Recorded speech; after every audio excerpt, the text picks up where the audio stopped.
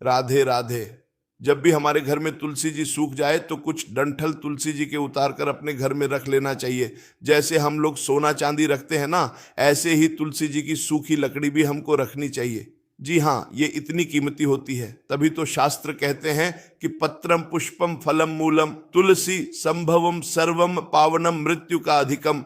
यानी उसकी मिट्टी भी पावन है, उसका पत्र भी पावन है, उसका छिलका भी पावन है, उसका फूल भी पावन है, उसका डंठल भी पावन है। सब कुछ तुलसी जी का पावन माना गया है। अब देखिए, जैसे अमावस्या तिथि को, संक्रांति को, पूर्णिमा को या फिर ग्रहण काल हो गया तो इस समय तुलसी पत्र नहीं तोड़ना चाहिए। तो लोग पूछते हैं कि हमारी पूजा में हम लोग तुलसी पत्र रोज चढ़ाने का नियम रखते हैं, तो हम क्या करें?